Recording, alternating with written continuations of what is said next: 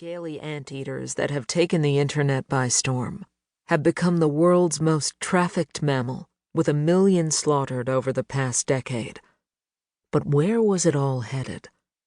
This question ultimately led me to Poached. There would be interviews with experts and rigorous coverage of the scientific findings, yes, but to find the answers I was looking for, I would absolutely have to go to the field, to the very places where the elephant and rhino killings are taking place, where pangolins are being butchered, and where the law is being flouted. The end result is not exhaustive. I was constrained by the usual money, time, and logistics woes of any journalistic undertaking. But my investigation did encompass the major themes of shaping the illegal wildlife trade today. It also drove me to 4 continents and 12 countries in just under a year, from Chad, where paranoid friends warned me I'd be kidnapped, but where one of Africa's most unlikely elephant success stories is underway, to my original research site in Vietnam, where I joined a hunter in the forest as he stalked his endangered prey. Sometimes I was forced to go undercover.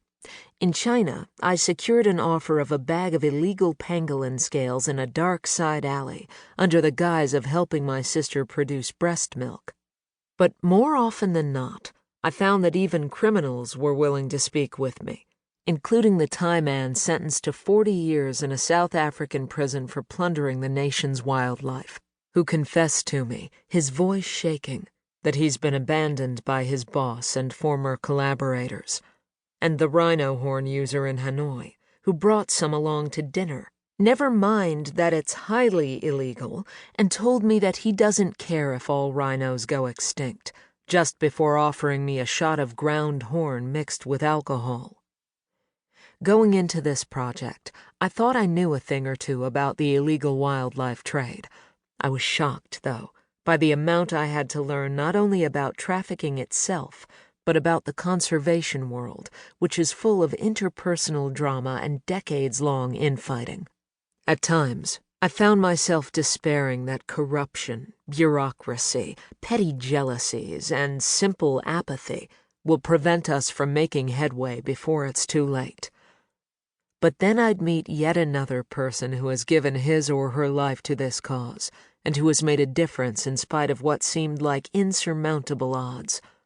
There's Jill Robinson, who, following a life-changing encounter with a caged bear in a dark basement, rescued hundreds of animals and helped to end bear bile farming in Vietnam. And Nguyen Van Thai, a leading grassroots activist who gives otherwise doomed pangolins seized from trade a second shot at life. There are the rangers I met in the field who risk their lives nightly to protect their natural heritage from poachers, and the journalists who continue to report the truth about the trade, despite frequent death threats and the occasional arrest. All told, I was at times shocked by the depravity to which some people sank to get what they want, but I was also encouraged by the lengths that others go to protect what they love. Most of all, though, I was humbled to be a part of this story. Poached is a book for anyone who enjoys a bit of adventure, who is curious about the world, and who has a fondness for animals, of both the 2- and 4-legged variety. It's a story for all those who think our planet would be a less wonderful place were elephants, rhinos, tigers, pangolins, and more to disappear. It's a dark story, but one full of hope. Part 1. Drivers of Demand. I like to watch them. They fill me with joy. I said to the Red Bull, I must have that. I must have all of it, all there is, for my need is very great. So the bull caught them, one by one. Peter S. Beagle, The Last Unicorn, 1968. 1. The Hunter. Luk Vang Ho no longer dreams of the animals he kills, but for a while it was becoming a real problem. The dreams, nightmares really, persistently played out in the same way.